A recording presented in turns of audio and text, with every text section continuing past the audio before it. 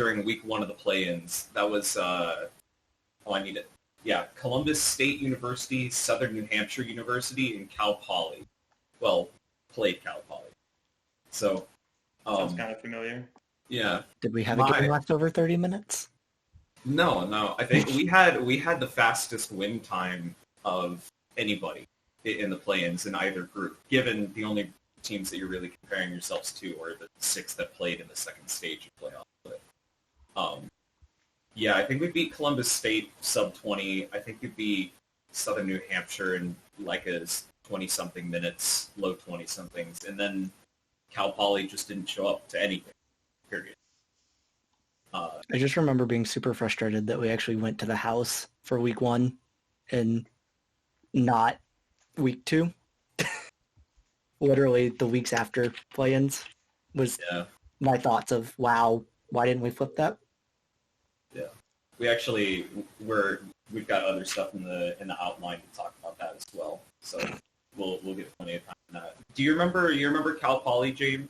Like we sat there waiting for them for 15 minutes because they didn't actually formally forfeit any of their matches. So I do remember that. The ADC raged his team and just quit. Right, yeah. Said that he wanted to go play Fortnite or something instead. Yep. Given apparently that's just what every single team in the LCS was doing at the same time too. So just play a scrim, play Fortnite. But yeah, no, Cal Poly wasn't LCS level. Okay. What else, is there anything else we want to talk about week 1? I just remember it being like chill. We took everything as seriously as we did for like all of the playoffs and all the matches that we ever did. But the caliber of the 2 teams that we actually did play that day were significantly lower than what we were used to playing. And that's not me trying to like take a jab at these teams because like it's just the way that the format worked. It's not. Who was doing prep with me back then? Was it Gary? Yeah. I just remember Gary and I tried to prep for week 1, and we looked at one team. It might have been Southern New Hampshire solo queue, and we decided we weren't prepping anymore because it was just not beneficial. Yeah, I think the only team that we did prep for was Cal Poly. Was Cal Poly, yeah. Yeah, Gary and I were ready in case they showed up, because there were inklings of them not showing up, but you never want to trust rumors on Discord. Yeah. Yeah. Is there anything else that you wanted us to talk about for week 1? Yeah, week 1 can be just kind of skimmed over. That's totally fine. Like, and then UNT, the UNT Texas clash happened real quick. That was fun. Man, that train wreck of a tournament. Oh my gosh. Not from an organized perspective. I love the UNT guys. That train wreck of a tournament from our team. Yeah. Yeah, God. That was it was super fucking cool. I should probably not swear. It was super cool because like they actually had us like walk around campus and we got to see stuff and they were super nice. And I just remember, I think I said to somebody, this is what happens when you bring 5 high econ players to a tournament. I think those words came out of my mouth to one of UTD's players or something.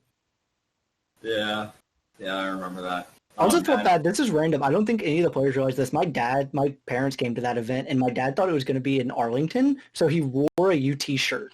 So he's walking around the UNT campus in a UT shirt, and was like, so awkward.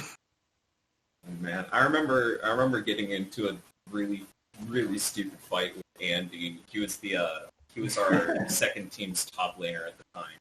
I remember getting into a really stupid fight with him over something that I should not have gotten heated about, and then getting a migraine and like having just the absolute worst time of my life playing on stage afterwards. That was bad. I remember the crowd chanting against us, even when we were up like 15k gold. Andy died in top lane or something, and the crowd cheered, and my parents were like, even in esports, Texas is cheered against. Yeah, I'm really bummed I missed out on that experience. You know, it was a thing.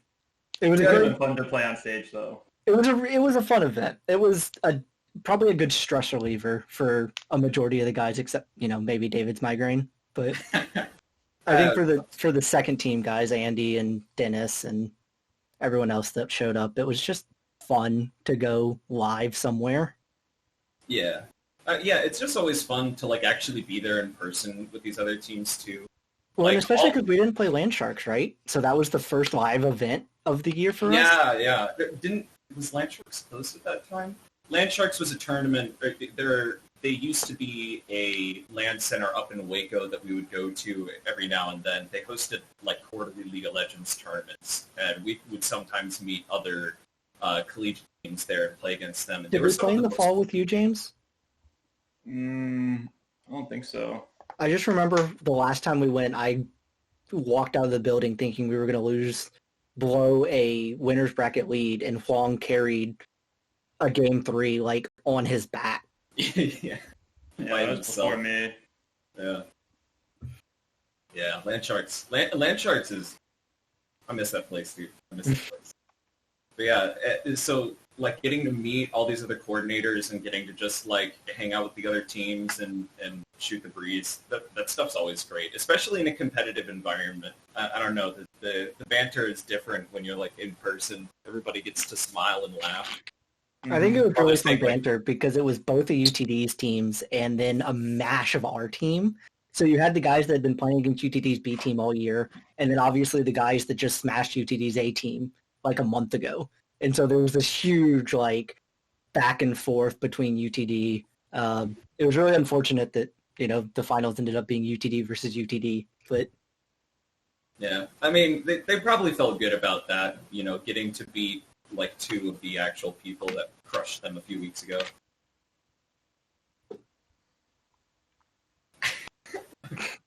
Okay. Yeah.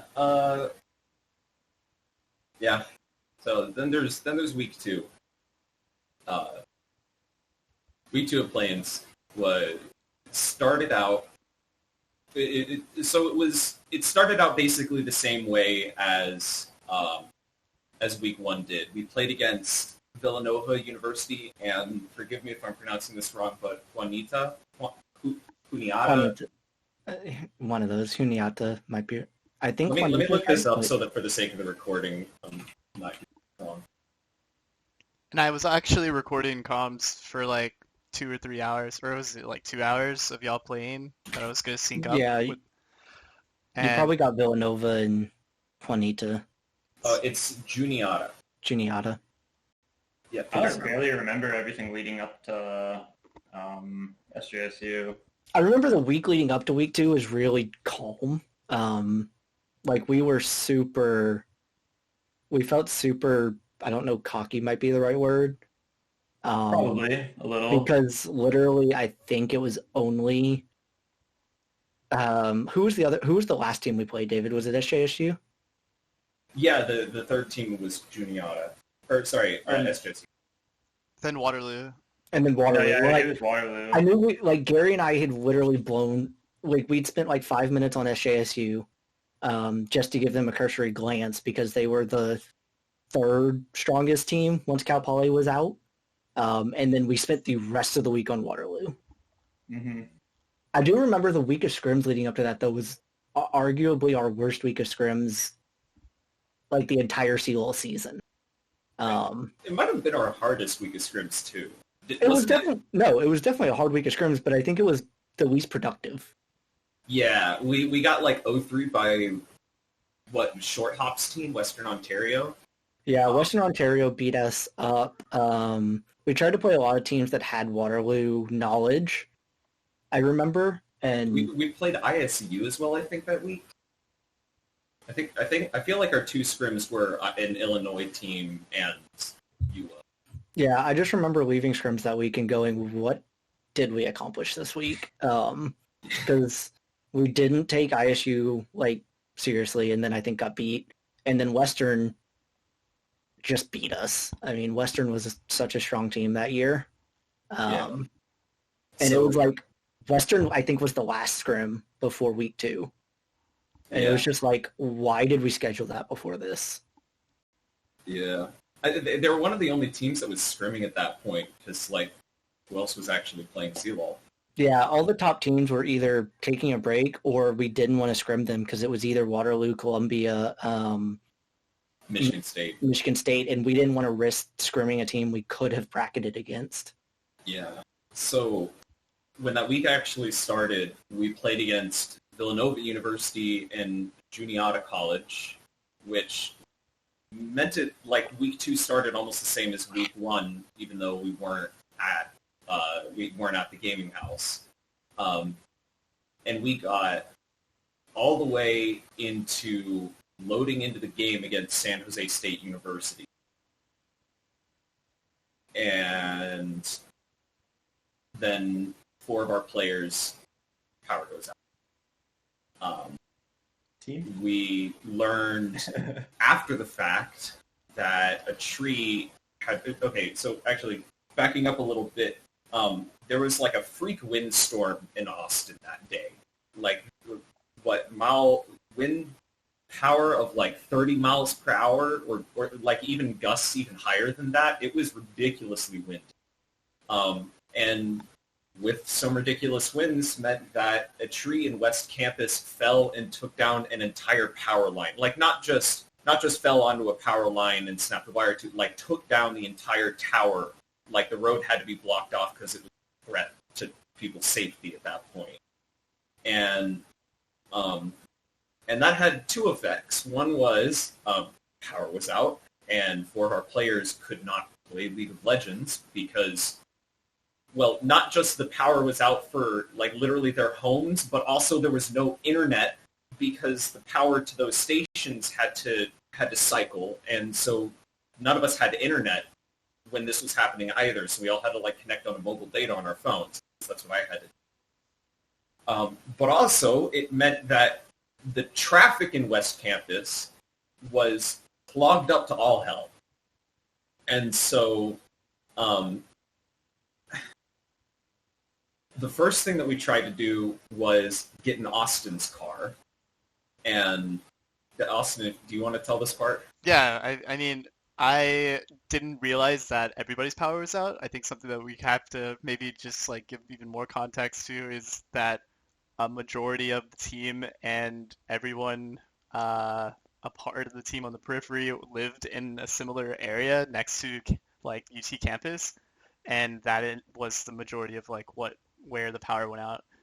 Literally only James and I kept power. Yeah, I wasn't even in West Campus. I was all the way up on Red River and 40th Street. Yeah, which is kind of close to me, actually. Yeah, my power flickered, but my internet stayed out.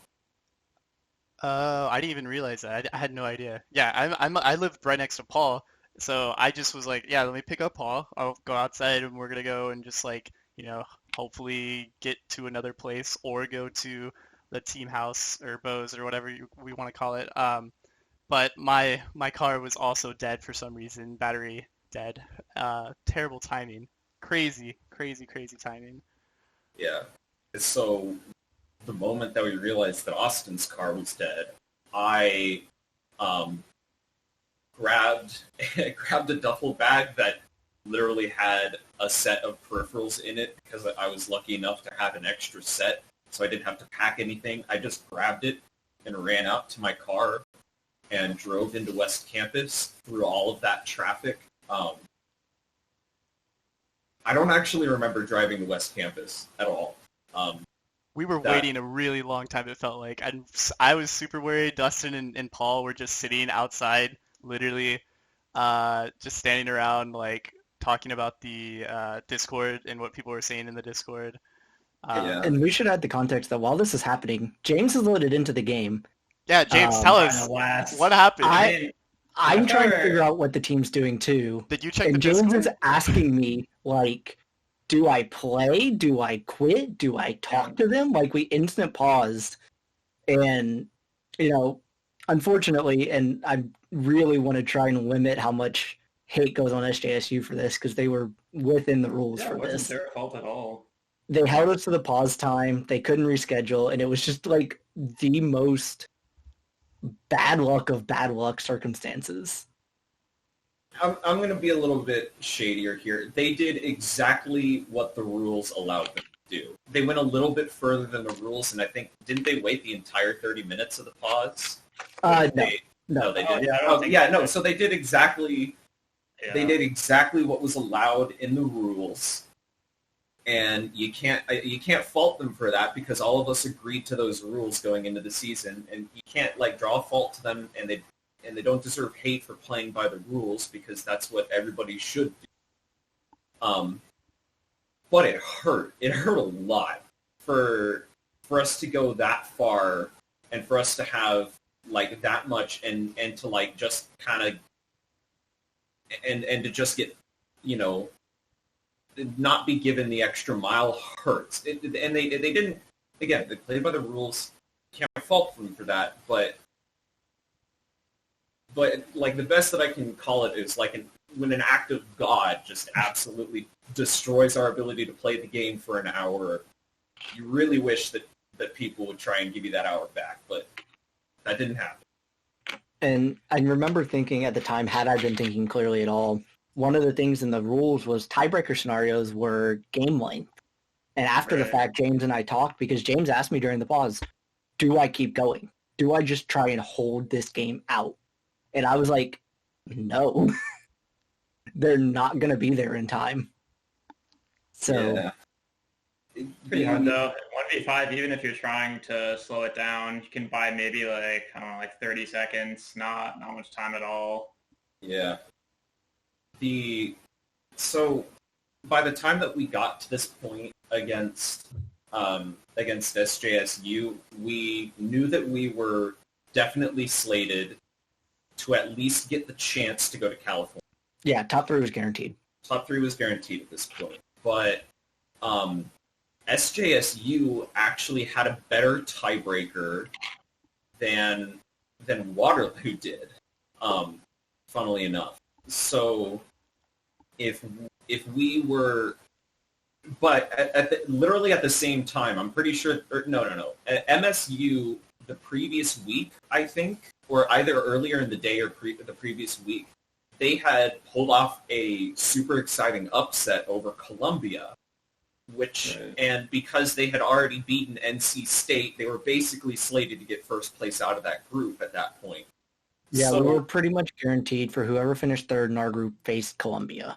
Whoever finished second faced NC State. Yeah, I mean, so NC State versus Columbia was actually the last game of week 2, and it happened at the same time as us versus Waterloo. So we actually didn't know for sure. It was... Let's be honest, though. I love NC State. I love all that team. Let's be clear about that. Columbia was likely the number 2 seed. Mm-hmm. NC State was the likely number 3. And I think, from my point of view, just something to go, like, as we went into week 2, later in the day and towards Waterloo, I think we focused way too much. I know I did on the tiebreaker for first. Our focus didn't shift from the auto qualification to the easiest bracket game we could have gotten. Because all we had to do was beat Waterloo pretty much to get either first or second. There was no like iffy if we beat Waterloo. It was pretty hard for us to get third, which would have meant avoiding Columbia. And instead, like James and I and Gary were sitting there like timing out what we needed to beat Waterloo by to win the tiebreaker. Yeah, and that's never a good mentality to go into a game with. Yeah. It is the most tilt that our team had ever been on, I think. Our teams have seen some high tilt, too. Like, let's not get this wrong. Our teams have been tilted off the face of the earth before, and that was the worst. I've never seen Huang and Paul that tilted. Yeah, Paul doesn't get that tilted. Like Paul wasn't the kind of guy to get visually tilted unless things were really, really, really bad. Like the only times that Paul had ever gotten that mad were the times that I pushed him too far, which there were plenty of freshman year, which luckily weren't as nearly as prominent junior, senior year. But I don't think I had seen him get mad except for at me at the team except for before we played against Waterloo after SJSU. And honestly, James can correct me if I'm wrong. A lot of our side of this story is what is going on. Like, I'm trying to text David. I'm trying to text Austin. I'm texting Bo. Are they at the house yet? The only thing we had gotten was, I think David and Huang both jumped on their phone, jumped on Discord, and said, "Power's out. We're leaving." Yeah. And then that's all we heard for like an hour. Yeah, because, I guess we're jumping back to what happened that day. The part that I can actually remember is after I had the other 3 members of the team, except for James and Austin, in my car. So like my Kia Sorento was full. I remember being stuck in traffic next to West Campus, trying as hard as I could to get to I-35 as quickly as possible. Probably making a couple of wrong turns because I'm pretty sure I was seeing red at that point, which wasn't really a good mental state to be driving in. But I got us to Bose safe and sound, and but I think by the time that we were there, we had already lost the game. Oh, for like 25 minutes, yeah. Yeah. And for me, it was also weird because at the same time we're trying to figure out, like, should I let them in? Should I buy time? I'm wondering, is my internet and power about to go out? Like, should I also be trying to figure out a way to get to Bose and all of us be there, or should I just stay at my place? So it was just really confusing, and there's like so much going on. And like, for context of why the SJSU match mattered, we talked a couple minutes ago about Waterloo winning, and we're like first or second barring tiebreaker. If we beat San Jose State, we're first or second no matter what Waterloo result was. Yeah. So San Jose State, a win there would have guaranteed us either California or the easier best of 5. Yeah. Like, that's why San Jose State mattered so much from our minds. Yeah, and not just the easier best of 5, the best of 5 against a team that we 3-0'd, literally, like, that we 3-0'd in the South Finals, that, like, not because they're a bad team, because they did actually show up pretty well in California. We just out-prepared them in that meta. They were not ready for what we had in that meta. And I think it's totally reasonable to expect a similar showing by us, had we been slated to play them. For sure. It's not just like easier series versus harder series. It's like series versus somebody we've beaten and have experience against versus really what was like one of the collegiate favorites who got upset and are now in a position where we might actually have to play them just to get to California. So, well, and remember, you never want to play a team that you embarrassed, much less beat. I mean, NCSU would have played us harder than probably what we got in the South Finals, but we beat Columbia in a best of series in the fall. Columbia is a team that does not forget things like that. Yeah, like Columbia, this team of players who had either been at LCS or would spend time in LCS or Academy afterwards, like players that ended up in scouting grounds, players that like have gone on to continue to be some of the people who shaped North American League of Legends, either from the amateur scene up to like actual professional play. Like, these guys were not bad, and part of the reason why we embarrassed them in AVGL and beat them 3-1 was because their top laner Misty Stumpy couldn't play. He was out on a concussion. They had to sub in another player. They're still an amazing team, and I still think that us beating them was a really big feat for us and a really big deal. Misty Stumpy couldn't play, and we showed the thing Columbia, I think, was always slightly likely to fall into was the trap of overlooking. I think it happened against Michigan State as well in the play-ins. And I think it happened against AVGL because we played them the previous year, and it was a 3-0 45-minute series. 2-0, yeah. It was like a 40-minute series for 2 games. Yeah. So, in the fall, we caught them off guard. that wasn't going to happen in the play-ins. Not only because of the stage, but because now they knew that if we played our best, we could beat them. Yeah, and Misty wanted a chance to show us that, like, oh yeah, no, the actual Columbia roster with me on it, yeah, no. And, God, oh man. And they had upgraded what was arguably their weakest role, replacing the jungler with Nintendo, right? Correct. Yeah. So definitely a league above the person he replaced. Yeah, Columbia took the loss and fall, as a lot of those top echelon teams did, very hard, kicked their jungler off the team, and replaced him with Nintendo decks. Which, no matter which way you look at it, whether, no matter what you think about Columbia's previous jungler, is an upgrade. So, yeah, you're fighting a team with a better jungler, their top lane, the captain of that team, back, in a high-stakes match. You don't want that at all. You want to avoid that. Hence why San Jose State and then Waterloo was so important. Yeah.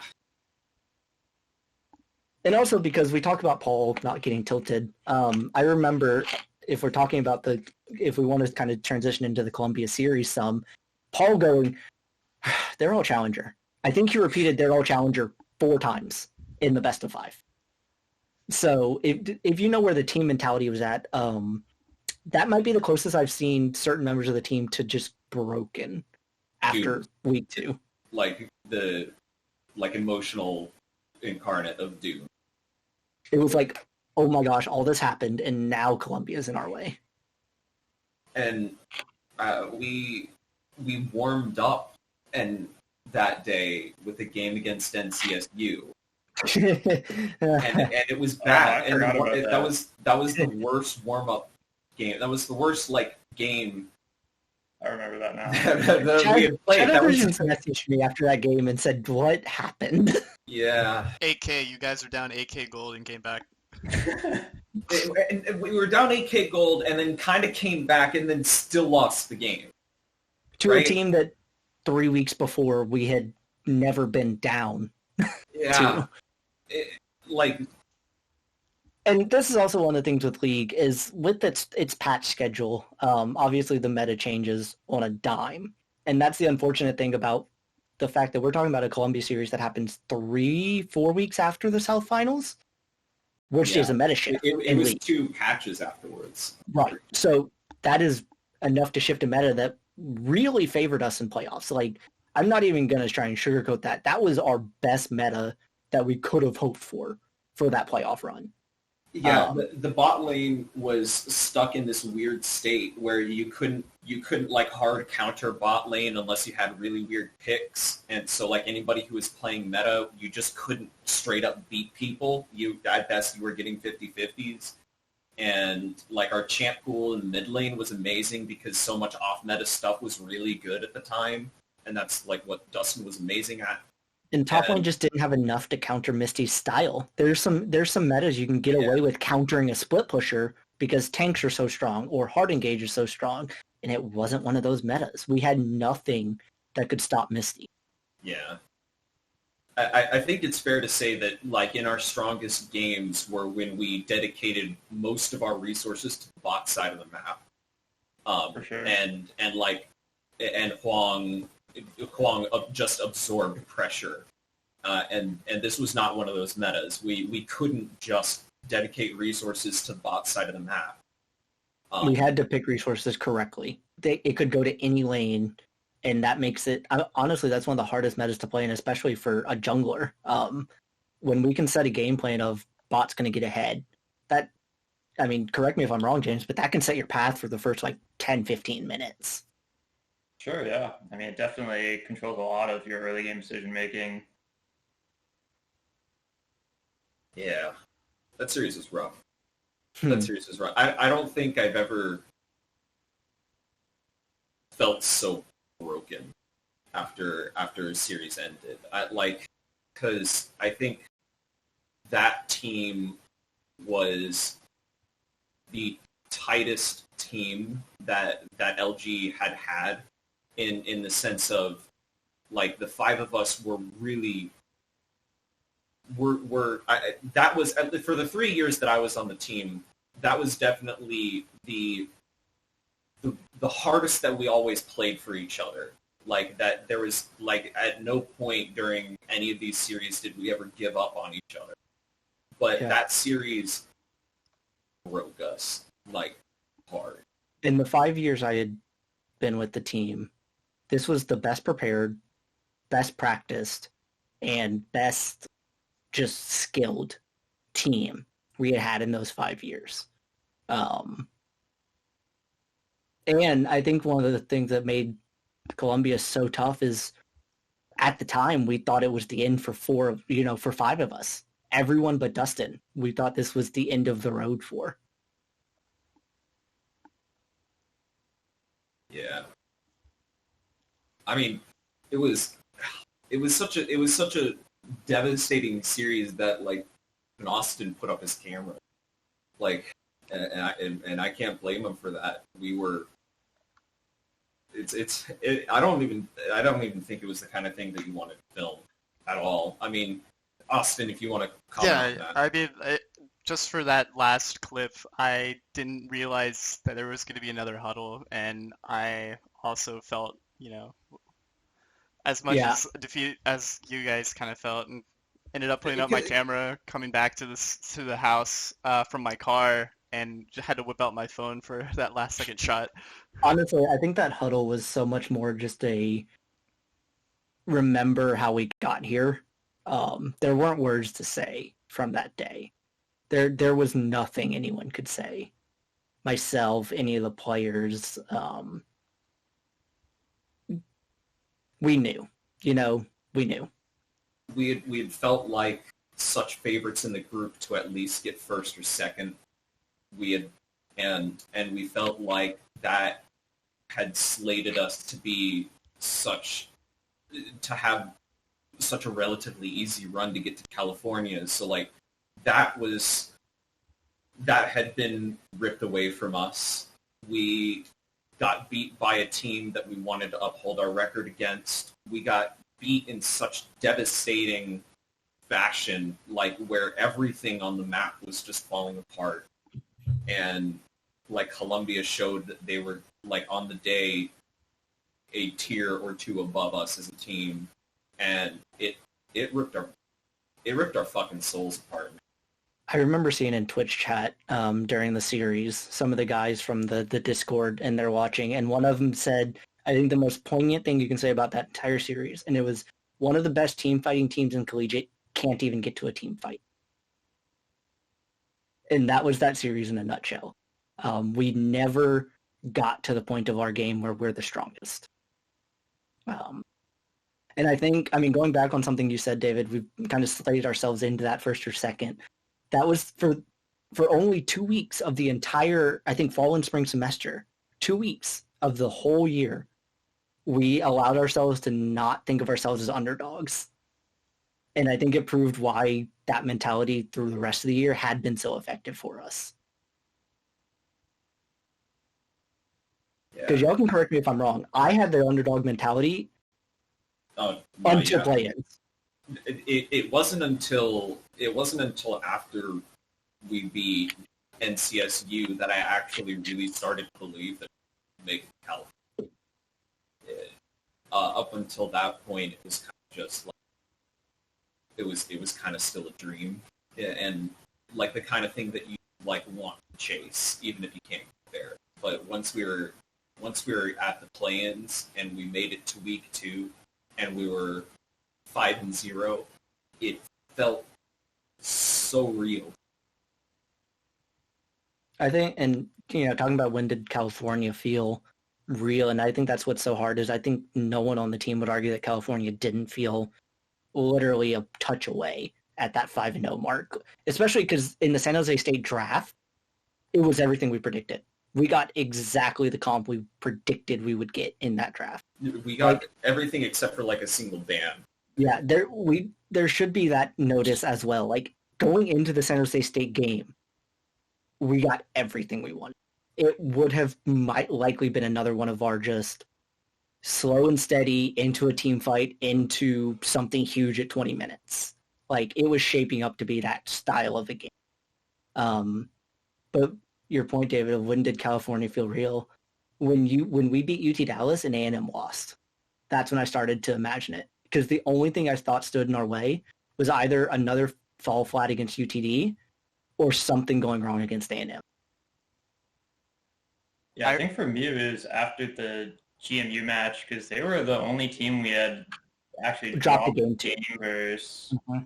And when we beat them, we definitely had respect for NCSU, but I felt really confident in our team. I mean, the whole season, we were all just putting in so much effort, not only in solo queue, but also just everything relating to the gaming house and showing up together in person to practice. And I think after we made it past the semis, and then especially after NCSU, I'm sure all of us just at various points were just picturing ourselves playing on stage in California. Not that we thought like we had already punched our ticket there, but just that it, like you said, like it was within reach and we were in a good position on top of just how strong and coordinated we felt at the time. Like the circumstances were also favorable for us to get there. And so, yeah, it definitely hurts when it feels like something like that kind of slips through your fingers, and especially partially due to things that were just completely out of your control. Yeah, looking back on it, the two things I think the most are we got out of the underdog mentality, and James just hit a key point there, that effort, that time we were putting in to make sure we were at the house for games, we let that slip. You know, we were so not necessarily thinking by week 2 that our scrims were unproductive. We were a little cocky in our preparation, and we didn't take the time to make sure we got to the gaming house. And every time I look back on it, those three things are like where, I mean, I specifically feel like I failed that team.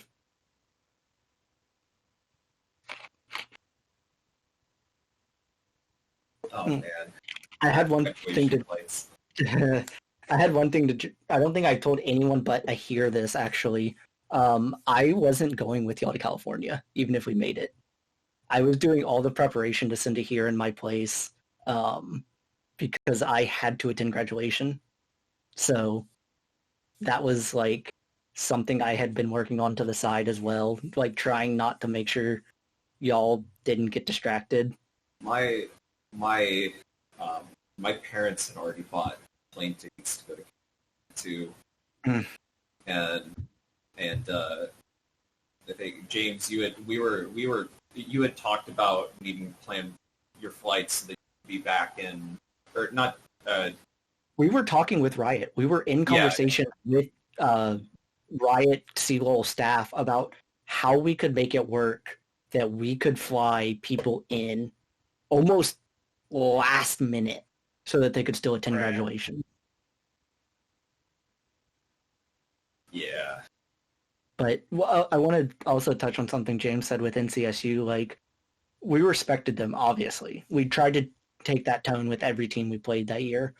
But for me, honestly, I think there's a clip of it even in the LG Legends episode 3 where I'm talking with Wong and we're doing the prep before the game. And we're looking at, like, Urgot, Silas, those were the meta picks then. And we played Silas in 3 roles quite well.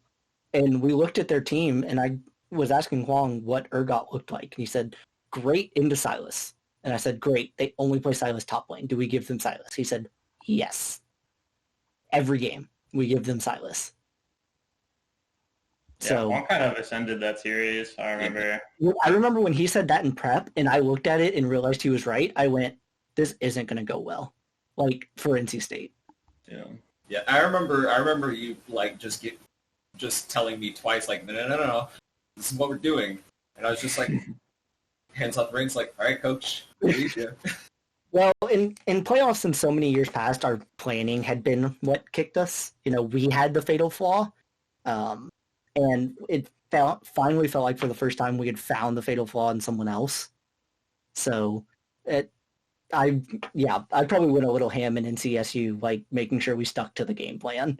And honestly, we tried that against Columbia, but the game plan was survive and hope Misty Stumpy doesn't take our Nexus. So, yeah. And yeah, we don't have to like force talking about anything else. But I think for the last couple of minutes, so maybe we can let James go early. If you want to just kind of like wrap up like what's happened since, where you are now, what you're up to, stuff like that. Anything along those lines. Well, do you mean like stuff relating to the team? Your life and the team. If your life is involved with the team, of course, which you you can say whatever you'd like.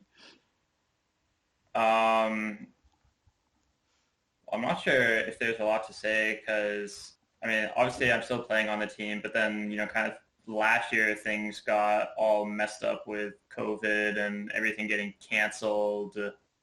Y'all were in game, right? When the season. Yeah, Y'all were in theory, Yeah, it was weren't y'all? like, yeah, we were all like a little bit like in disbelief, like, wait, is it It was like- canceled? What do It we was like 5 minutes after y'all took game 1 against NCSU. Yeah.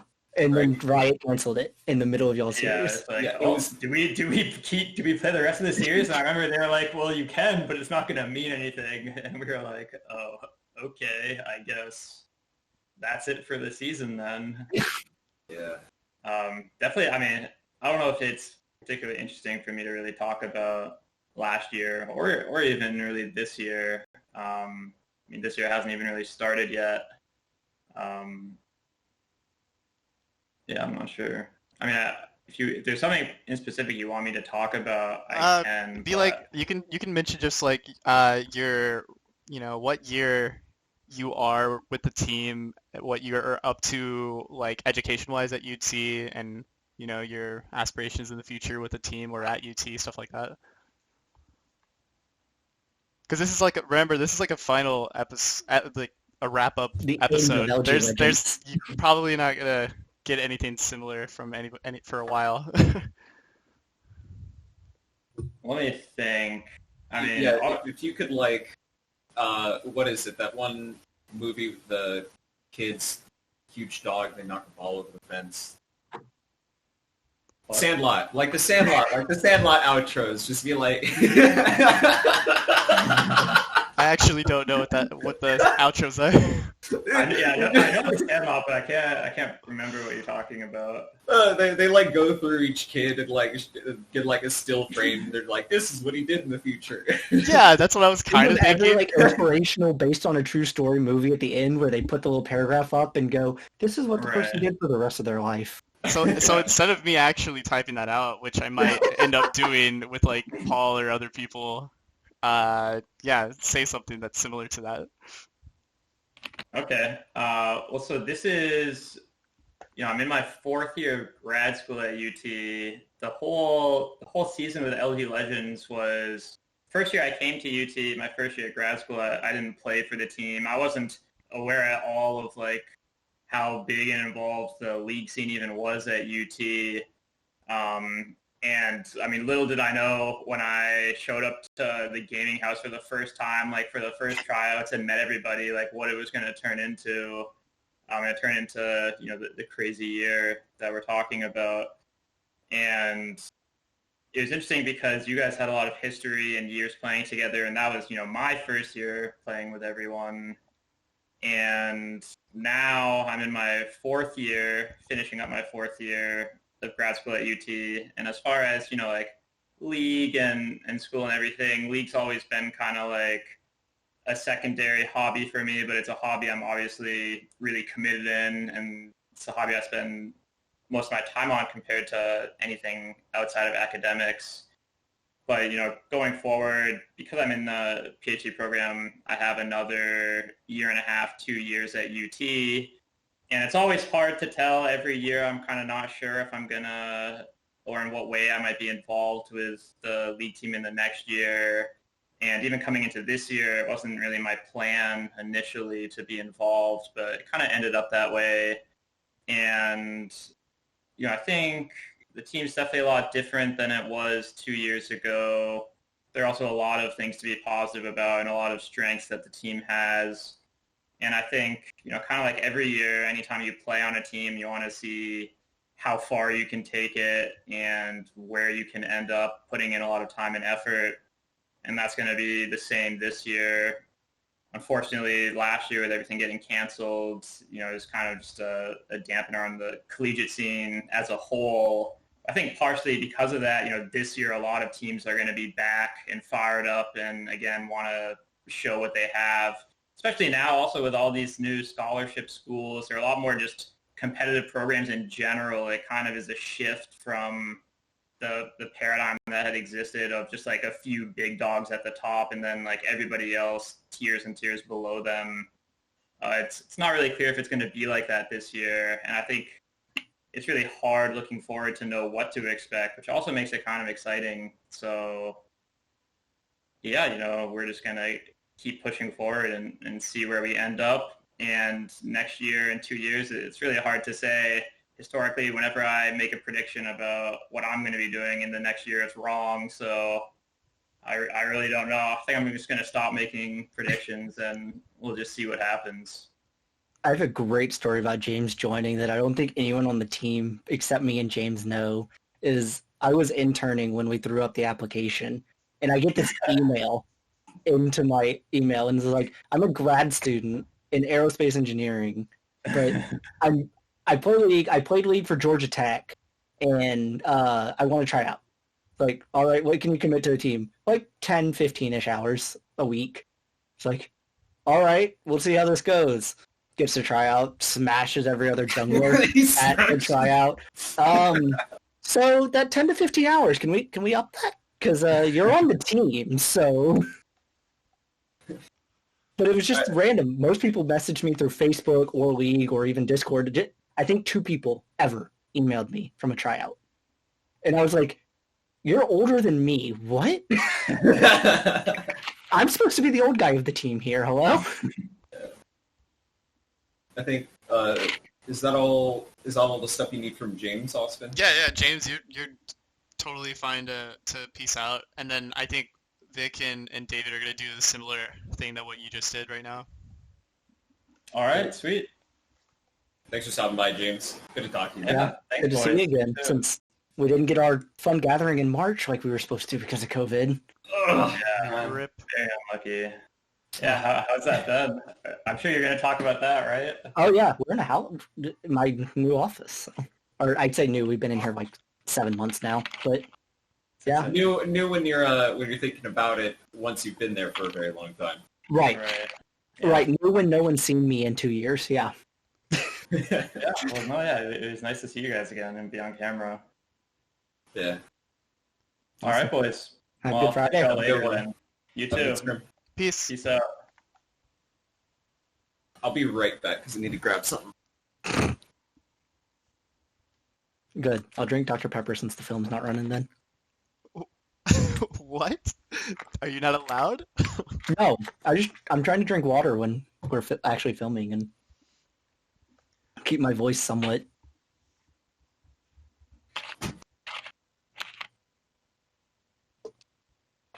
I feel like this is Oh yeah, have you almost- noticed my hair is really long. Yeah, I- holy yeah. moly. Right now. I noticed the second you joined. I was like, going with the who had that hair?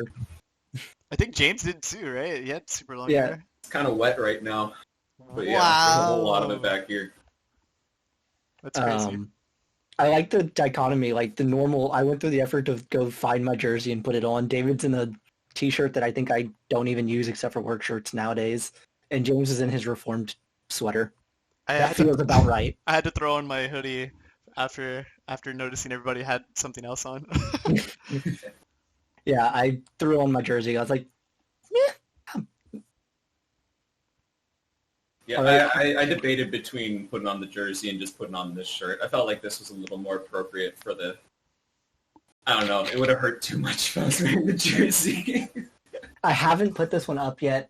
I'm waiting, but it's probably going to go in a frame. I have the old Austin, that first year jersey. Oh yeah, from I remember. DreamHack. I rember seeing it at your Yeah, house. the one David doesn't have. Yeah, the black and burnt orange one. Yeah, the one with the L's and the Yeah, Austin, that one's so sick. I still did you have design it. that one? Yeah, I made that for y'all at DreamHack Austin, like Yeah, you 2017 designed or it and then whatever. we sent it to Arma Centrum to get actually made.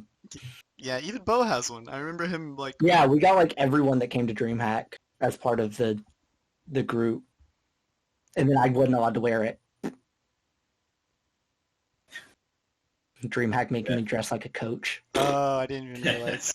Yeah, they made me wear it was like me and part of the agreement with A&M was the coaches would wear button down, professional wear. Interesting. Yeah. All right, who wants to go first? Vic has cooler stuff to talk about, so I'll go first. I have course. What? You got married, you're moving in your own house. That's bigger life stuff than what I have right now. Yeah, but I don't have any fun esports stuff. I haven't watched a game. I uninstalled League from my computer, David. I haven't actually played League all this year. Also, I think I might actually be done with the game. I wasn't lying when I said I plugged my desktop in for the first time in 5 months. That's insane. This is my life right now. Yeah, so I guess I'll go just to give a cut back into true filming stuff. So yeah, after the season ended, I graduated after an unspeakable amount of years at UT with my bachelor's. Should have been a master's at that point, but it was a fun ride. I wouldn't have been involved with the team that last year had I graduated on time, so there's pros and cons there. Tried to find an esports position for 4 or 5 months, but nothing materialized, so my fiance and I moved to Flower Mound, where, because that's where we wanted to be, somewhere near the city, but not in the city. Whole lot of fun stuff with that. I got a job and am still currently with Hilton, the hotel company. I could not think of the word hotel. That was so bad of me. As an analyst, doing a lot of programming and coding for them, which has been fun. It's been interesting to be in an actual business after my efforts with LG and trying to really run an organization. It's interesting to see to be in a business that is run as well as Hilton is. But I just celebrated my 1 year working there, and then in March I got married. Right before shutdowns happened, we had 20 people at our wedding. It was going to be a much larger event, but obviously with the pandemic, decreased in size, but it was still the best day of my life, bar none. And then as we bought a house as well in the middle of a pandemic, which house hunting, when you can't go into houses always, and yeah, made a lot of online searching. An interesting thing. I don't recommend it for anybody. I'm just trying to get David to give reactions on camera now and hope Austin does a wide shot of any of this. But yeah, I've honestly probably exited the esports stages of my career unless something quite drastic were to change in the near future. It's now just some great memories and relationships that I built in college, and some definitely lifelong friendships among some of the guys, and just the people, and a whole lot of fun adventures, and a whole lot of good food. A lot of good food. Yeah. So much. So much good food. I loved every time we went out for meals with the team. Me and my wife are now slightly addicted to hot pot, Korean barbecue, the very stereotypical team meals, but man, so much good food. That could be a whole nother LG Legends episode, just the food adventures of the team. From y'all realizing I had never had pho to realizing I never had hot pot. Y'all had to teach me a lot about food. But no, it's been fun. It's been a fun ride. Started playing chess a lot recently. It's been really fun to get back into that game. Hey, it's an esport now, right? It is. I mean, so many chess tournaments are online now. It's actually like kind of an issue with FIDE, or however you say. FIDE is correct. Yeah, FIDE. So many tournaments are going online, but they also don't want to count online matches towards official rankings, but They kind of sort of... it's actually like a big question for them now. And if they start counting online matches, then chess is gonna become an esport. I mean, that's just what it is. It's kind of weird. It's awesome, but yeah, it's been a wild ride. It was fun to relive. As prep for this, I actually went back and watched all 3 LG Legends episodes. Oh god. And man, the memories those bring back, especially the. I love seeing the UTD and GMU series since I wasn't able to be there in person.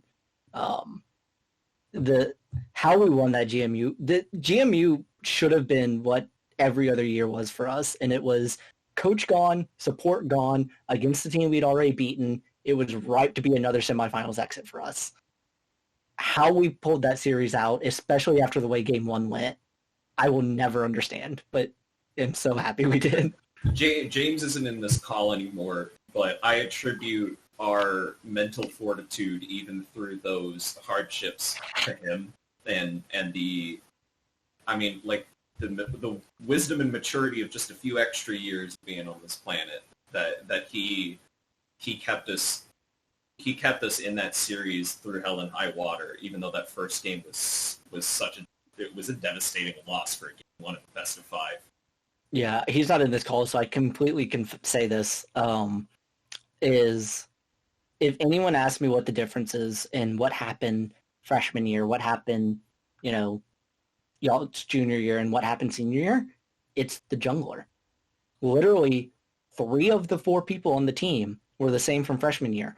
All 4 of them were the same from the years past when UT Dallas obliterated us. The only thing that changed was James, his presence, and his stylistic, his demeanor, just like who he is. Yeah. We went from having very in-your-face junglers or just very back of the room junglers to one that firmly planted himself right in the center of the room. Didn't take over, but was always right in the center. So, yeah. Yeah. Cool. That was beautiful. All right, now David, you have to get your 2 cents. Yeah. So I graduated and also looked for an esports position. I looked for a little longer than Vic did, though. You messaged me, asking if I was going to apply for the one you ended up with. Yeah, I actually really didn't plan on applying until a friend that I made through CLOL from Virginia Tech, Joe Jacko, who went on to work with USC Esports. I had some people want me to apply for that one too. Yeah. He referred me to St. Edward's, and so I went ahead and applied, and I ended up working there for just about 16 months. I was actually let go by them last month, December 2020. So I worked as their head coach of esports for about 16 months, especially focused on their league team, but kind of sort of doing everything in the program. COVID hit us pretty hard. COVID hit me mentally, especially pretty hard.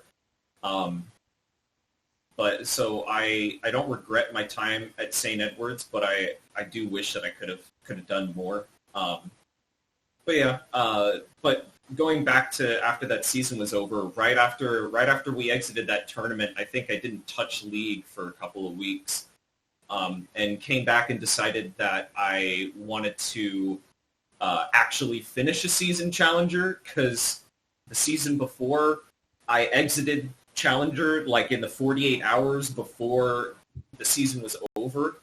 Oh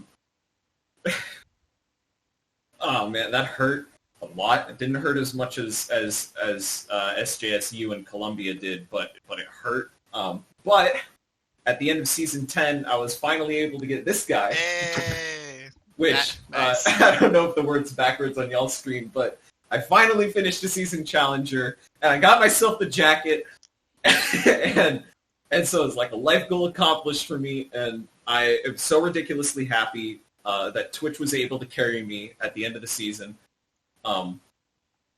Yeah, finally finished the season Challenger. During my time at St. Edward's, I played League less and less, and actually now here at the beginning of season 11 or season 2021, whatever they're calling it, I think I might actually be done playing the game competitively. I've started to move on to other things. I actually have a pretty big career shift in the works right now, and I am in a spot in life where I feel like I have more energy than I did. Like, even though we're still in the middle of this ridiculous pandemic, I feel really happy with where I am, and I have a ton of nostalgia for all the esports stuff that I've done.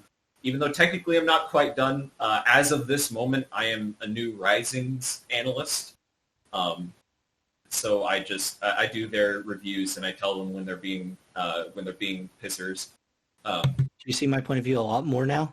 Yeah.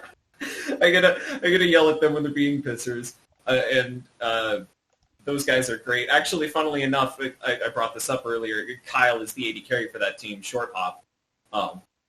It's kind of fun because several of the guys that participate. Actually, the reason why I'm even participating with that team is connections that I made in CLOL. So shout out to Argentin Sky, the coach of that team, A Cash Money. Yeah.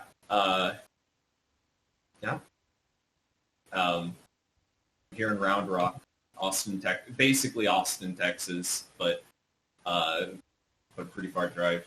Yeah, I don't know. I don't have anything else to add to that, I think. I feel like I need to apologize for how many times I pulled up David's op.gg after that season-ending Challenger fall and circled the season master during things. It had been, like, literally, how many seasons was it? It was 7 seasons that I was within 200 ranks of Challenger in a row. Season 4, Season 5, Season 6, Season 7, and then Season 8, like my 5th season of trying to end Challenger, and falling out in the 2 days before. It was brutal. I ended up finishing Season 10 in Masters, not even Grandmasters. Jeez, how bad am I? So, yeah, I got the 1 season Challenger. I have the jacket. That's all I wanted. That's now I can pick up chicks. Alexa was totally made it a joke that he fell at a Challenger that late in. I've been Challenger for like a month. It was Paul and I'm pretty sure, watched it happen. Like, we were watching the Challenger rankings and go, is he going to make it? I'm not sure. I dropped like 150 LP that night. I think I remember Huang messaging me, what is wrong with David? I was like, why? He's like, he's lost like 7 games. I was like, is he still playing? Oh. Yeah. I think I went to sleep at like 5 a.m. like still shaking from how upset that I was. This is at the end of Season 8. That was bad. That was a rough night. I think I ended up spending a night at my mom's because of how terrible I felt. Shout out to Mom. Moms are great. Love you. All right, reel it back. Going on a tangent here. All right. Yeah. Give me a sign off, guys. Give me some sort of sign off. I don't know how. Yeah. Yeah, I think, as the name implies, I think that season was legendary, and I think that even though it took an act of God to take us down, I think that season and that team is going to be what I look back on as like the highlight of college for me, and I'm so glad that Austin was here to help us tell this story. And I'm so excited for the stuff that LG is going to do in the future. And I hope that this kind of energy is something that, the League of Legends and all the other esports players at UT get to keep carrying forward, because we put a lot of heart into this. Yep, it was a season of Destiny that unfortunately Destiny was not California, but they can't all have the anime ending. Only one team lifts the trophy at the end, so the other 400 or something don't even get as close as we did. And hey, we should thank Riot. They took all the money out of after conference, so... Yeah. Last big paycheck went to us. Woo! Alright. Alright guys, this was like way better than I thought it was going to be. I was kind of worried, and I last second put everything together to record this, like the interview. So I'm gonna have a lot of fun cutting this together and getting the footage kind of lined up. Right now it's just kind of sitting pre-cut. Like I need to cut out the fat basically, and then I want to do like a quick, fast highlight of UNT and not get into details. Maybe a separate video. And then I also need to hit up with the new creative team and like all of the LG staff, because I don't know if they're going to continue using the current YouTube channel. I hear there's talk about YouTube channel changes. So another side note, I'm at Tribe, and I want to stay here at Tribe. Tribe Gaming, mobile esports org, going to get into all the big up-and-coming mobile esports, but from what I hear, UT is opening a position in 6 months, potentially, so that's just something I want to tell y'all, that it's going to be interesting to see what happens in the summer, if that comes true, and what that position You're entails. gonna have to wait. Dang it. I don't know if I will even try to apply, but it's pretty insane to hear. Optics even moved back to Texas. Apparently, we're just going back 2 years in time. I didn't know that. There's pictures of the COD team back in Texas. Hex has moved him over. Interesting. I was excited about him taking it back, though. That was pretty cool. I'm really wondering if the old Infinite kind of backbone that I knew that got kicked out before the sale had some influence in that, because it sounds like there might even be back in the DFW area. So, and with the esports stadium, dude, they should come to Austin. Honestly, there's no big top tier esports org. If they come to Austin, yeah, but think of how big that is for the rivalry of Envy and Optic are in the same city again. Like, that's why they want Dallas, I think. Yeah, I guess so. Well, like I was saying, like with the stadium people now they've kind of scattered. I wouldn't be surprised if there's like another mini Infinite resurgence that we see in 6-7 months. Yeah. Are you done recording, Austin? Yeah, I'm actually pressing the record button right now, or the stop record button.